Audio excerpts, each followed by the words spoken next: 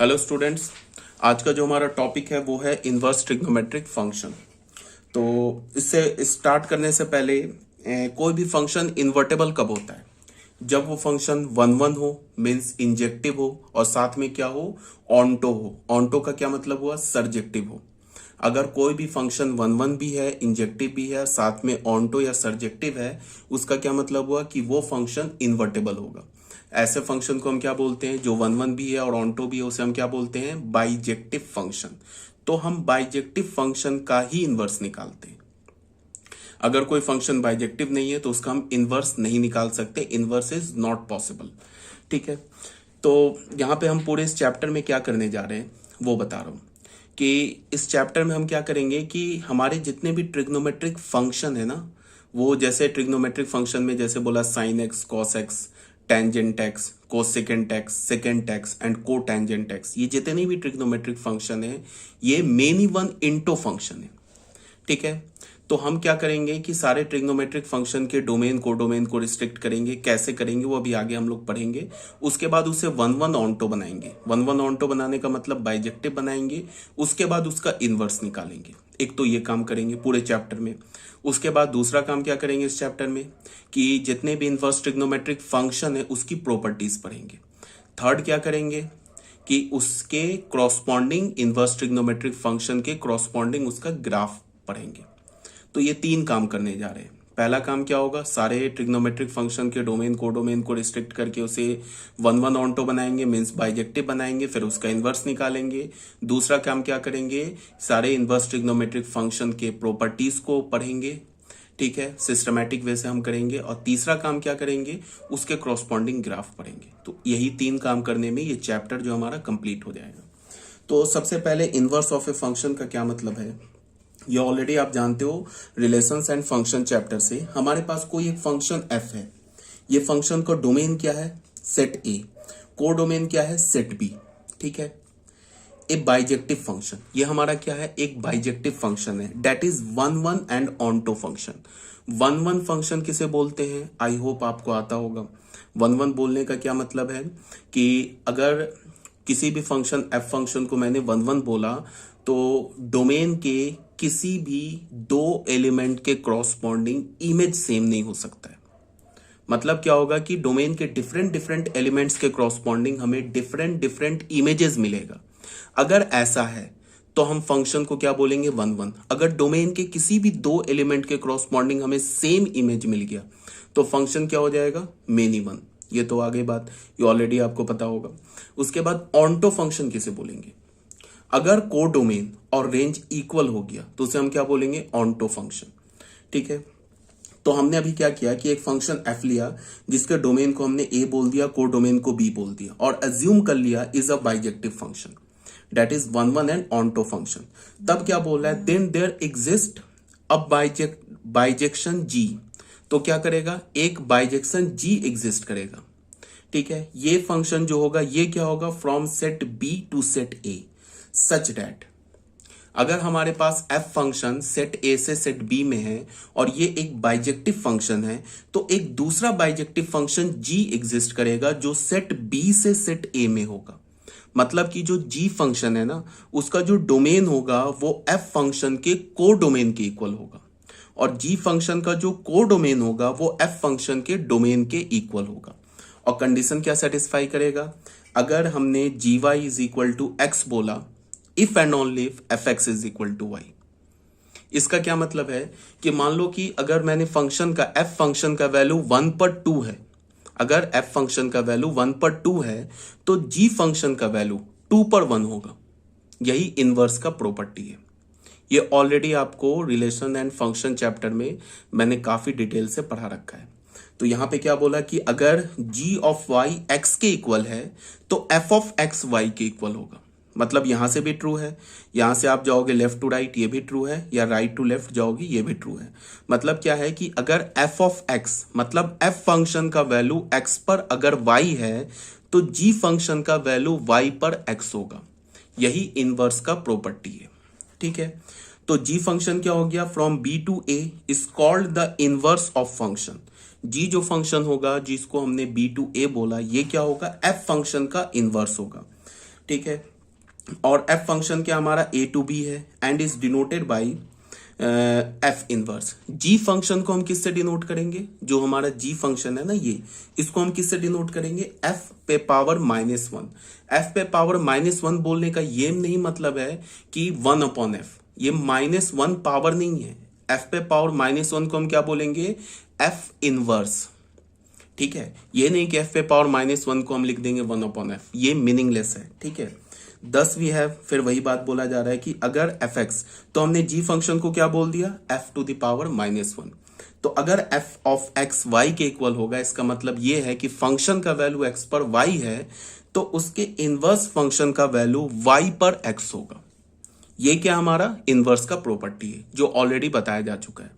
और उसके बाद क्या है, ये भी, ये दो जो प्रॉपर्टीज है ये भी आपको ऑलरेडी बताया जा चुका है रिलेशन एंड फंक्शन चैप्टर में। एफ इनवर्स ऑफ, या ऑफ बोलो या एफ इनवर्स कंपोजिशन एफ बोलो, या F inverse circle F x, ये क्या होगा, F inverse of F x. F x को हमने क्या बोला, एफ एक्स को वाई बोला, तो यहां वाई डाल देंगे। अब F inverse Y, F inverse Y किसके इक्वल है, एक्स के इक्वल है, तो ये किसके इक्वल आ गया, एक्स के। ठीक है, यहाँ पे फॉर ऑल जो है ना ये इक्वल होगा, यहाँ पे होगा for all x belongs to A, इसे हमें पता है ना, फॉर ऑल बोलते हैं। ठीक है, तो इसका क्या मतलब है कि जैसे मैंने बोला था ना कि f inverse of F x, तो ये जो x होगा ये किसके डोमेन में होगा, किसके डोमेन का एलिमेंट है, ये f फंक्शन के डोमेन का एलिमेंट है। ठीक है, तो f inverse of F x निकालोगे तो हमें x मिलेगा। मतलब क्या है कि f फंक्शन के डोमेन का जो भी एलिमेंट डालोगे ना इस फंक्शन में, f inverse of f function में f फंक्शन के डोमेन का जो भी एलिमेंट डालोगे उसका इमेज जो होगा ना वो सेम क्या होगा, सेम एलिमेंट होगा। तो हम क्या बोल सकते हैं, f इनवर्स ऑफ f को हम आइडेंटिटी फंक्शन भी बोल सकते हैं in the domain of f। ये भी बताया जा चुका है तुम्हें रिलेशन एंड फंक्शन चैप्टर में। जैसा भी मैंने क्या बोला, जैसा भी मैंने बोला कि f inverse of F x, तो ये जो x है ना, ये x क्या है, ये f फंक्शन के डोमेन का एलिमेंट है। तो ये इसको मैं क्या लिख सकता हूं, f कंपोजिशन की प्रॉपर्टी से f ऑफ एफ एक्स किसके इक्वल है, y के, तो ये क्या हो जाएगा, f inverse y, f inverse y किसके इक्वल है, x के। तो यहां से for all x belongs to domain of f, तो हम क्या बोल सकते हैं कि हमने अभी, हमें क्या पता चला, हमें ये पता चला कि f फंक्शन के डोमेन का कोई भी वैल्यू डालते हैं ना फंक्शन में, x डाला तो वो सेम x मिल गया। अगर मान लो कि f फंक्शन के डोमेन में 2 है, हमने यहाँ पे 2 डाला, ठीक है, तो उसका इमेज क्या मिलेगा, हमें 2 मिलेगा। ठीक है, तो f inverse of f2 is equal to 2, f inverse of F x is equal to X. तो हम क्या बोल सकते हैं कि ये जो f inverse of f function है ना, ये भी तो एक फंक्शन है, ये एक आइडेंटिटी फंक्शन है। किसमें आइडेंटिटी फंक्शन है, डोमेन ऑफ f। ये एक आइडेंटिटी फंक्शन है डोमेन ऑफ f के डोमेन में आइडेंटिटी फंक्शन है। ठीक है, उसके बाद सेकेंड प्रॉपर्टी क्या है, f ऑफ f इनवर्स।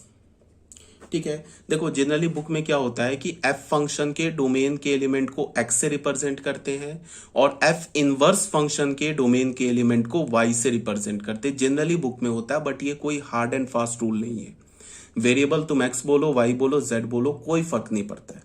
ठीक है, तो हमने क्या बोला, f इनवर्स के डोमेन के एलिमेंट को y बोला, तो ये क्या हो जाएगा, f of f inverse y,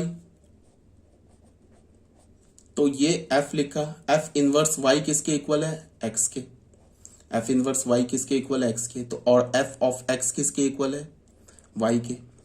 for all y belongs to, अब ये y किसका एलिमेंट है, डोमेन ऑफ f नहीं है, डोमेन ऑफ f इनवर्स है ये भी तुम्हें कंपोजिशन ऑफ फंक्शन में ऑलरेडी बताया जा चुका है। तो यहां से हमें क्या पता चला, यहां से हमें ये पता चला कि f ऑफ f इनवर्स ये एक आइडेंटिटी फंक्शन है, किसके डोमेन में, f इनवर्स के डोमेन में। तो आइडेंटिटी फंक्शन है, तो इसको हमने कैपिटल I से लिखा और ये d लिखा और यहाँ पे f इनवर्स लिख दिया। इसका मतलब क्या है, it is an identity function in the domain of f inverse. Clear है यहां तक बात। तो ये बात लिखी हुई है यहाँ पे। अब हम लोग क्या करेंगे, ये हमारा टॉपिक हो गया, ये जो भी हमने रिकैप किया है ना, ये एक्चुअल में हमने जो रिलेशन एंड फंक्शन चैप्टर पढ़ा है उससे ये बातें अभी लाई गई है। ये ऑलरेडी आपको पता है, अगर तुमने रिलेशन एंड फंक्शन पढ़ा है तो ये ऑलरेडी तुम्हें पता है। अब आ जाओ inverse of A trigonometric function. अब हम लोग क्या करेंगे, इस पूरे चैप्टर में हम क्या करेंगे कि जितने भी ट्रिग्नोमेट्रिक फंक्शन है ना, उन सारे ट्रिग्नोमेट्रिक फंक्शन का इनवर्स निकालेंगे, फिर उसका प्रॉपर्टी पढ़ेंगे, फिर उसके क्रॉसपॉन्डिंग उसका ग्राफ ड्रॉ करेंगे। इसमें इस 3 काम को करने में हमारा ये चैप्टर कंप्लीट हो जाएगा। तो हमारा जो नेक्स्ट टॉपिक क्या हुआ, इनवर्स ऑफ ट्रिग्नोमेट्रिक फंक्शंस। ठीक है, तो फर्स्ट जो है हमारा पार्ट है, सबसे फर्स्ट ट्रिग्नोमेट्रिक फंक्शन क्या हो गया, इनवर्स ऑफ साइन फंक्शन। तो ये स्टार्ट करने से पहले ना तुम इस साइन फंक्शन के ग्राफ को देखो। देखो, ग्राफ की अंडरस्टैंडिंग मोस्ट इंपॉर्टेंट है। अगर कोई बच्चा ग्राफ नहीं समझता है ना, या कोई ऐसे कोई स्टूडेंट सोचता है कि मैं बिना ग्राफ के समझे मैं मतलब मैथ्स और साइंस कंप्लीट कर लूंगा, नॉट पॉसिबल। ग्राफ समझना बहुत इंपॉर्टेंट है। 11th क्लास से ही तुम्हें डिटेल से ग्राफ बताया जाता है फंक्शन एंड रिलेशन चैप्टर में। ठीक है, तो अगर तुम इस फंक्शन का ग्राफ को देखो, इस फंक्शन के ग्राफ को देखो, ये साइन इनवर्स एक्स फंक्शन का ग्राफ दे रखा है। इस फंक्शन के ग्राफ को देखो तो ग्राफ से हमें पता चल जाता है, मैंने क्या बोला कि ग्राफ से हम फंक्शन का हर कुछ बता सकते हैं, कुछ भी ऐसा नहीं बचता है।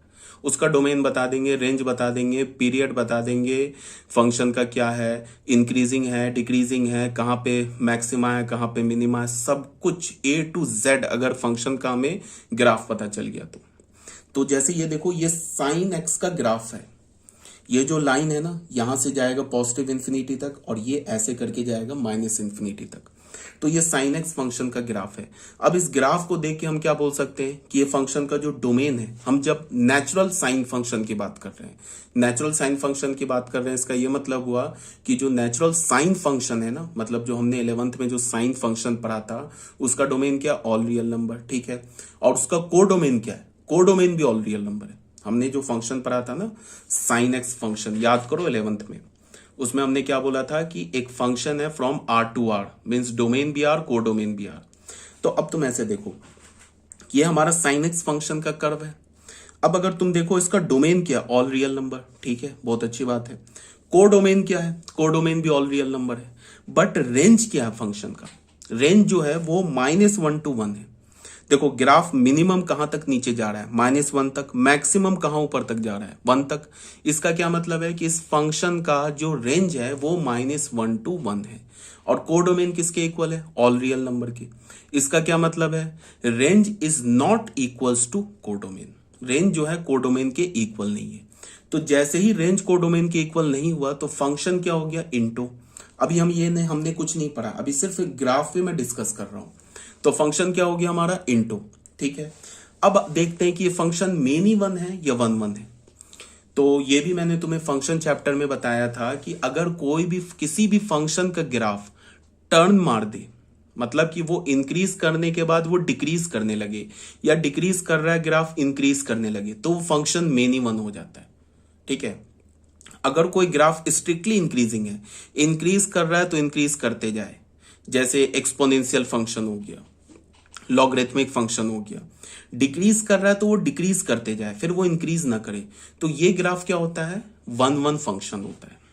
अब यहां पे तुम देखो, ये जो साइन एक्स फंक्शन का कर्व है ना, ये इनफाइनाइट टाइम्स इंक्रीज और डिक्रीज कर रहा है। जैसे यहां से देखो, -π/2 से π/2 तक तो कर्व इंक्रीज किया, अब π/2 से 3π/2 तक कर्व डिक्रीज किया, फिर 3π/2 से ये 2π है, 2π + π/2 ये क्या हो जाएगा, 5π/2,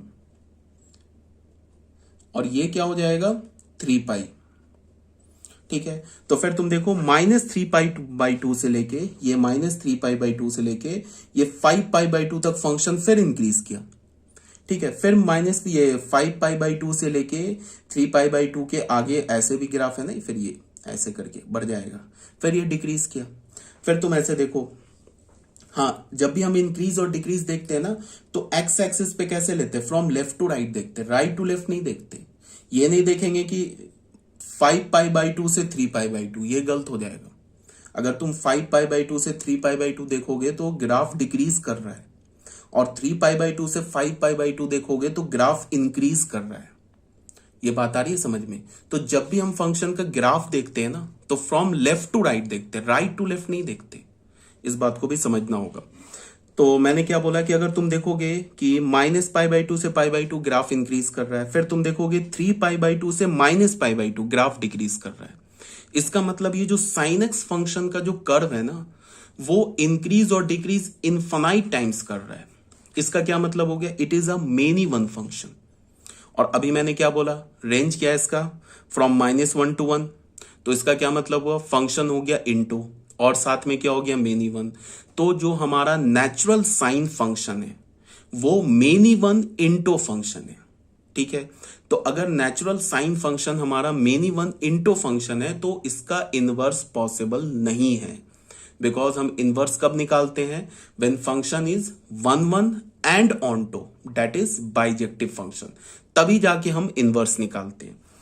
ठीक है, अब जैसे तुम देखो पाई पर फंक्शन का वैल्यू क्या है? 0। अब अगर किसी बच्चे को ये नहीं समझ में आया कि पाई पर साइन एक्स फंक्शन का वैल्यू 0 है, तो उसे ये चैप्टर पढ़ने की जरूरत ही नहीं है। वो पहले जाके रिलेशन एंड फंक्शन जो 11th क्लास का है उसके बेसिक्स पढ़ के आए, तभी जाके ये क्लियर होगा। ठीक है, 2π पर फंक्शन का वैल्यू क्या है? 0।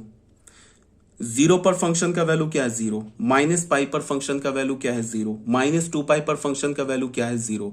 इसका मतलब क्या है कि ये जो sin x जो फंक्शन है ये 0, मतलब sin x का वैल्यू 0 कितनी बार आ सकता है? इनफाइनाइट टाइम्स आ सकता है।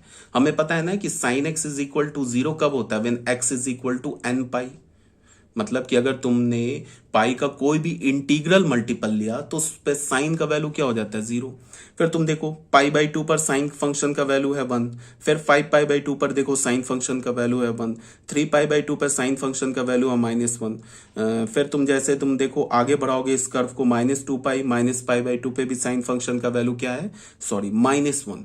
तो इसका मतलब क्या? It is a many one into function. So अभी नेचुरल साइन फंक्शन का इनवर्स पॉसिबल नहीं है। तो फिर हम इनवर्स कैसे निकालेंगे? ये तो चैप्टर बोल रहे हैं ना इनवर्स ट्रिग्नोमेट्रिक फंक्शन, मतलब कि हम हर एक ट्रिग्नोमेट्रिक फंक्शन का इनवर्स निकालेंगे। तो फिर इनवर्स कैसे निकालेंगे? तो उसके लिए हम सबसे पहला काम क्या करेंगे कि जो फंक्शन का जो कोडोमेन है ना, उसको उसके रेंज से रिप्लेस कर देंगे। अगर तुम दुनिया के किसी भी फंक्शन के कोडोमेन को उसके रेंज से रिप्लेस कर दोगे तो वो फंक्शन क्या बन जाएगा? ऑन्टो फंक्शन हो जाएगा। ठीक है, तो अगर मान लो कि ये जो हमारा नेचुरल साइन फंक्शन है जिसके हमने डोमेन को R2R रखा है, जिसको हमने बोला मेनी वन इंटू फंक्शन, अगर तुमने इसके रेंज को कोडोमेन के ऑल रियल नंबर, इसको हटा के अगर तुमने -1 to 1 कर दिया तो ये फंक्शन क्या हो जाएगा? Onto function.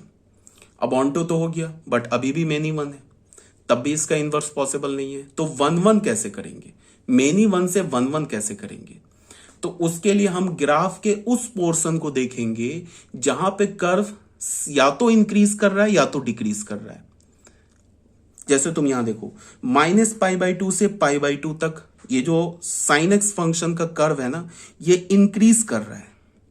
तो अगर हमने डोमेन को, ऑल रियल नंबर इसका डोमेन है sin x फंक्शन का, तो अभी हमने क्या बोला? ऑल रियल नंबर डोमेन को हटा दिया। हमने बोला कि sin x फंक्शन का हमने डोमेन सिर्फ -π/2 से π/2 के बीच में ही लेंगे। तो देखो -π/2 से π/2 तक तो फंक्शन इंक्रीज कर रहा है। इंक्रीज कर रहा है इसका मतलब क्या हो गया? It is a 1 1 function. अगर हमने डोमेन को -π/2 से π/2 के बीच में लिया तो, और अगर हमने डोमेन को π/2 से 3π/2 लिया तो ये sin x फंक्शन क्या हो रहा है? डिक्रीज कर रहा है। Again it is a 1 1 function, अभी भी ये 1 1 फंक्शन है। अगर हमने डोमेन को 3π/2 से 5π/2 लिया तो फिर sin x फंक्शन का ग्राफ इंक्रीज कर, again it is a 1 1 function. ठीक है, कब? जब हमने डोमेन को बोला कि सिर्फ 3π/2 से 5π/2 है, तो ये 1 1 हो जाएगा बिकॉज इंक्रीज कर रहा है। और इंक्रीज कर रहा है और को डोमेन के रेंज के हर एक एलिमेंट को भी ले रहा है। देखो अगर तुमने 3π/2 से 5π/2 लिया ना, तो इसका 3π/2 पे क्या आ जाएगा? वैल्यू -1। 5π/2 पे क्या आ जाएगा? वैल्यू 1। इसका मतलब -1 से 1 के बीच के सारे वैल्यूज फंक्शन ने अटेन कर लिया, और फंक्शन स्ट्रिक्टली इंक्रीजिंग है, इसका मतलब 1 1 भी है। तो अगर कहने का मतलब क्या है कि अगर मैंने sin x फंक्शन के कोडोमेन को उसके रेंज से रिप्लेस कर दिया तो sin x फंक्शन बन गया ऑन्टो। ठीक है। अब हम लोग क्या करेंगे, अगर मैंने साइन एक्स फंक्शन के डोमेन को -π/2 से लेके π/2 के बीच में रिस्ट्रिक्ट किया तो फंक्शन क्या बन गया, 1 1, तो फंक्शन हो जाएगा इन्वर्टेबल। कब होगा इन्वर्टेबल, दो बात को याद में रखना है, जब उसके हमने कोडोमेन को रेंज से रिप्लेस किया और डोमेन को कहां से कहां तक लिया हमने, -π/2 टू π/2। अगर डोमेन को π/2 टू 3π/2 लेंगे तो भी फंक्शन 1 1 होगा।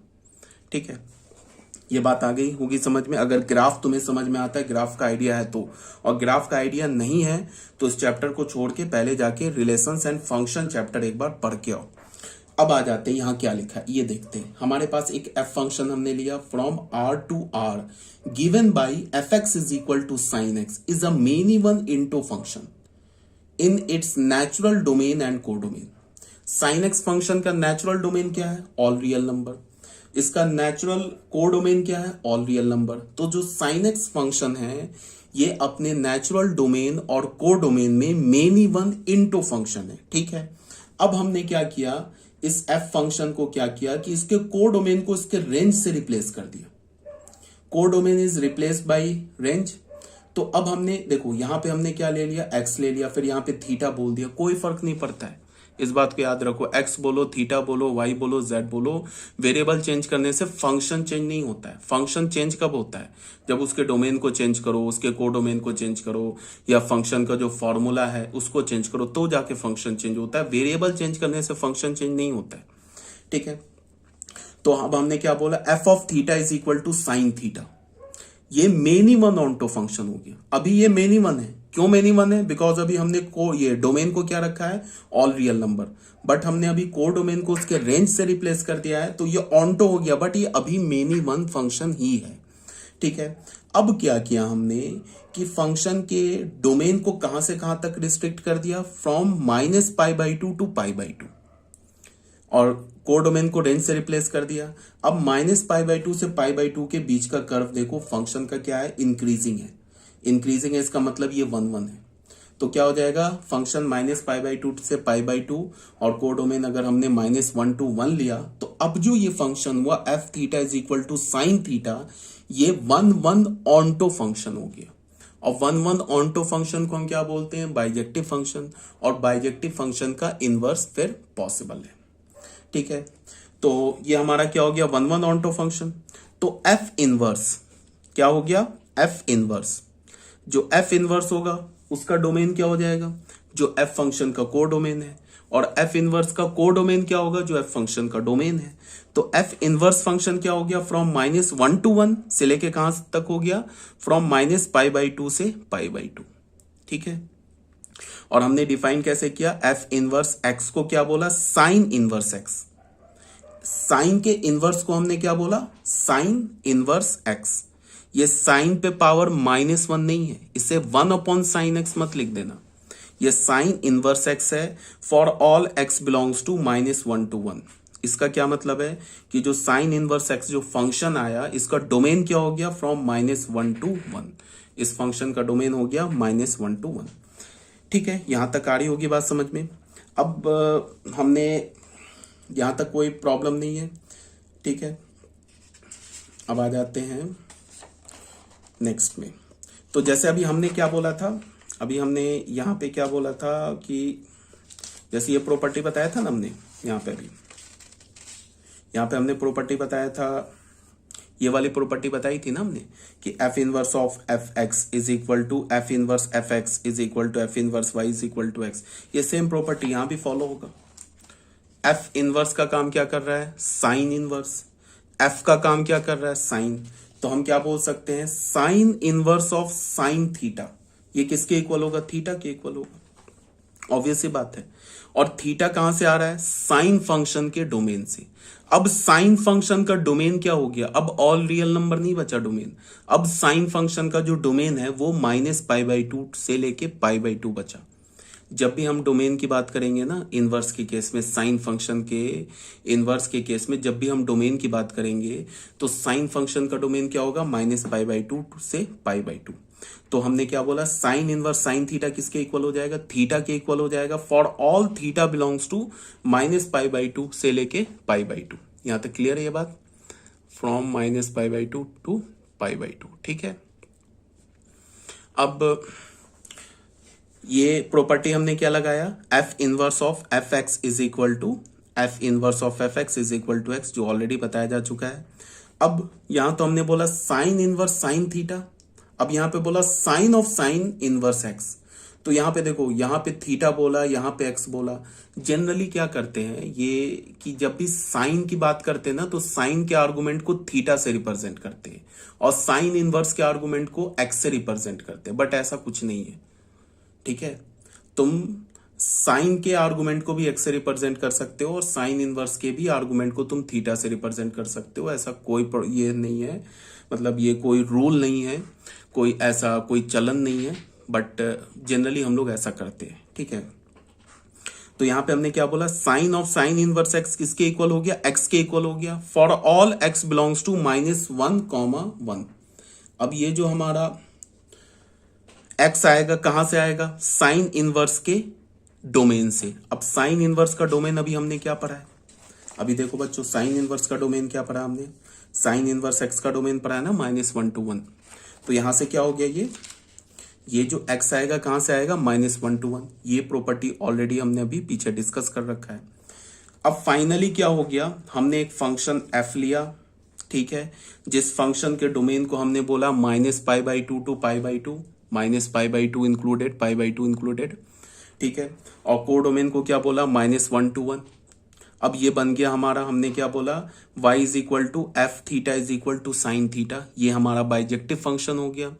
तो बाइजेक्टिव फंक्शन हो गया, तो हमने क्या किया, -π/2 से π/2 के बीच का कर्व रखा और बाकी π/2 के आगे वाला कर्व और π/2 से पहले वाले कर्व को हटा दिया। ठीक है, वो हमारे अब किसी काम का नहीं रहा, बिकॉज अभी हमने फंक्शन के डोमेन को कहां से कहां तक रिस्ट्रिक्ट किया है, -π/2 से लेके π/2 तक। तो ये जो कर्व देख रहे हो ना, ये साइन थीटा का कर्व है, या साइन एक्स भी बोल दो, ये साइन थीटा का कर्व है, बट इसका डोमेन क्या है, -π/2 to π/2। इसका को डोमेन क्या है, -1 to 1। ठीक है, अभी हमने डिफाइन कैसे किया, F theta is equal to sine theta, where F function क्या होगा, -π/2 से लेके π/2, को डोमेन क्या होगा, -1 से 1। ठीक है, यहां तक कोई प्रॉब्लम नहीं होनी चाहिए। बाकी हमने π/2 से आगे, π/2 से पहले वाले कर्व को हटा दिया। ठीक है, अब बच्चे ये जो कर्व आ रहा है ना, नेक्स्ट कर्व, ये साइन इनवर्स का कर्व है। ये जो कर्व है ये साइन इनवर्स का कर्व है, और ये भी ऑलरेडी मैंने बता रखा है कि अगर हमें किसी भी फंक्शन के इनवर्स फंक्शन का कर्व लेना है तो हम क्या करते हैं, line y is equal to X पर उस फंक्शन का मिरर इमेज ले लेते हैं, फंक्शन के कर्व का मिरर इमेज ले लेते हैं, तो उसके इनवर्स फंक्शन का कर्व आ जाता है। तो अगर तुमने ना, अभी आगे मैंने लिया है मिरर इमेज, अभी आगे बताऊंगा, अगर तुम इस फंक्शन का, ये जो दिख रहा है ना कर्व, इसका तुम अगर मिरर इमेज लोगे ना तो एग्जैक्टली ऐसा दिखेगा। y is equal to X line पर मिरर इमेज लोगे तो एग्जैक्टली ऐसा दिखेगा। आगे अभी मैंने लिया है। तो ये जो कर्व है, ये हमारा किसका कर्व है, ये साइन इनवर्स एक्स का कर्व है। ये कर्व को रट जाना है, बिल्कुल रट जाना है। ठीक है, और रटने लायक कुछ है नहीं। साइन एक्स का कर्व -π/2 से π/2 पता है, उसका line y is equal to X पर मिरर इमेज ले लो तो साइन इनवर्स एक्स का कर्व आ जाएगा। ठीक है, तो ये हो गया एफ इनवर्स एक्स किसके इक्वल हो गया, साइन इनवर्स एक्स। और ये एफ इनवर्स एक्स का डोमेन क्या हो गया, -1 to 1। को डोमेन क्या हो गया, -π/2 to π/2।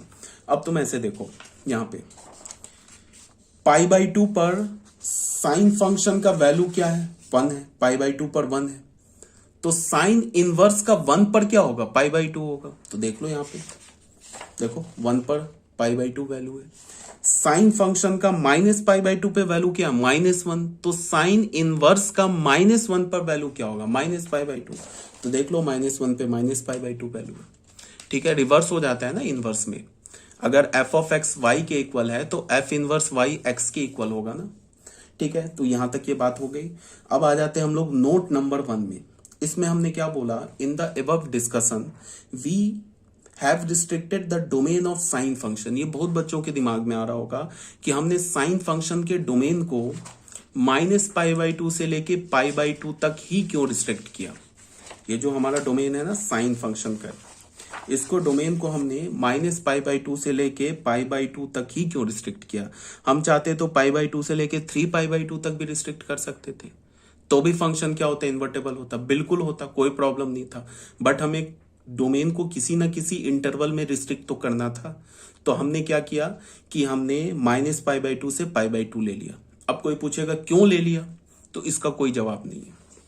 या फिर तुम ये बोल सकते हो कि आगे जो हम कुछ प्रॉपर्टीज पढ़ेंगे ना इनवर्स का, उसमें -π/2 से π/2 के बीच में डोमेन को रिस्ट्रिक्ट करने के कुछ बेनिफिट्स हो जाएंगे, कुछ कैलकुलेशन इजी हो जाएगा, कुछ प्रॉपर्टी आसान हो जाएगा, और पीछे कोई लॉजिक नहीं है।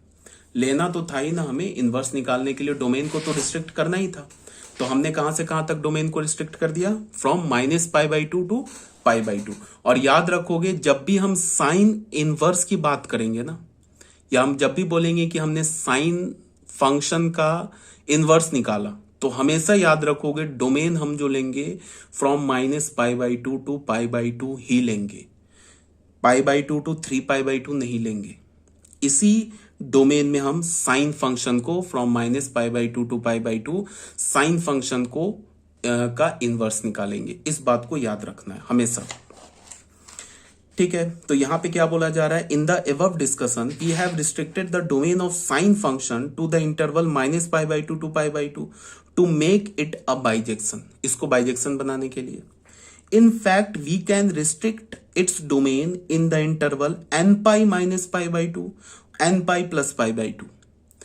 ये क्या है, हमारा इन्फानाइट इंटरवल लिखा हुआ है। n का वैल्यू, n क्या हमारा इंटीजर है, तो n का वैल्यू चेंज करते जाओगे, इंटरवल चेंज होता जाएगा। इस किसी भी इन्फानाइट इंटरवल में से कोई भी एक इंटरवल उठा लो, उसमें अगर तुमने साइन फंक्शन के डोमेन को रिस्ट्रिक्ट कर दिया तो फंक्शन हमारा हो जाएगा 1 1। मान लो कि n का वैल्यू तुमने 0 ले लिया, तो देखो क्या आ गया, -π/2 टू π/2 आ गया। n का वैल्यू अगर तुमने 1 ले लिया तो क्या हो जाएगा, π/2 से लेके 3π/2। तो देख लो π/2 से लेके 3π/2 तक भी देख लो, π/2 से लेके 3π/2 तक भी फंक्शन क्या हमारा 1 1 है, ठीक है ना। अब यहां पे मान लो कि n का वैल्यू तुमने 3 ले लिया, तो क्या हो जाएगा, 3π - π/2 क्या हो जाएगा, 5π/2। और यहाँ पे क्या हो जाएगा, 3π + π/2 7π/2। तो 5π/2 से लेके 7π/2, 5π/2 यहाँ पे आगे क्या है, ये हमारा 7π/2।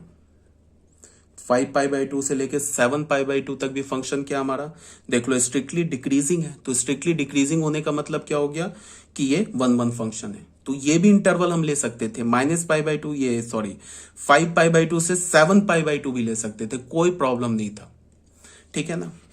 तो इनफैक्ट हम इस इनफाइनाइट इंटरवल में से कोई भी एक इंटरवल ले लेते, उस पे साइन एक्स फंक्शन क्या हो जाता, इन्वर्टेबल हो जाता, मतलब कि 1 1 हो जाता। ऑन्टो तो ऑलरेडी है, बिकॉज हमने उसके कोडोमेन को रेंज से रिप्लेस कर दिया, तो ऑन्टो तो ऑलरेडी है। तो अगर हम इस इंटरवल में से कोई भी एक इंटरवल ले लेते तो फंक्शन क्या हो जाता, हमारा बाइजेक्शन हो जाता, ठीक है। जैसे कि हमने क्या किया, एफ फंक्शन लिया, π/2 से 3π/2 से -1 to 1, अगेन है बाइजेक्शन फंक्शन है, साइन एक्स की फंक्शन की बात कर रहे हैं। अगर हमने π/2 से 3π/2 लिया, कोडोमेन को -1 to 1 बोला, अगेन बाइजेक्टिव फंक्शन है। अगर हमने 3π/2 से 5π/2 लिया, कोडोमेन को -1 to 1 बोला, अगेन बाइजेक्टिव फंक्शन है, fx = sin x। इसी तरह से हम यहां से क्या कर सकते थे, पॉजिटिव इन्फिनिटी में आगे बढ़ सकते थे।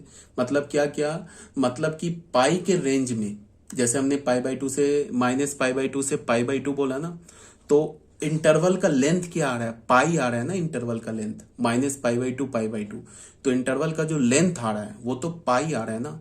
तो पाई इंटरवल के लेंथ में अगर तुम साइन एक्स फंक्शन का इनवर्स निकालोगे, निकल जाएगा, ठीक है। तो यहाँ पे क्या है, एफ फंक्शन को हम -3π/2 से -π/2 भी बोल सकते हैं, तो भी ये बाइजेक्टिव फंक्शन है। बट हमने क्या बोला कि जो साइन एक्स का जो प्रिंसिपल डोमेन होगा, मतलब जिस डोमेन में हम साइन एक्स फंक्शन का इनवर्स निकालेंगे, याद रखना वो डोमेन हमेशा -π/2 से π/2 ही होगा। अगर क्वेश्चन में लिखा है तो ठीक है, नहीं लिखा है तो भी तुम क्या करोगे कि साइन एक्स फंक्शन के डोमेन को तुम क्या एज्यूम कर लोगे, -π/2 टू π/2, चाहे लिखा हो क्वेश्चन में मेंशन हो चाहे मेंशन नहीं हो, दोनों केस में तुम -π/2 टू π/2 ही एज्यूम करोगे। याद रखना इस बात को, ये नहीं कि -3π/2 से लेके -π/2 ले लिया, फिर क्वेश्चन गलत हो जाएगा। ठीक है, अब नोट नंबर 2 में क्या है वो देख लेते हैं। Note number 2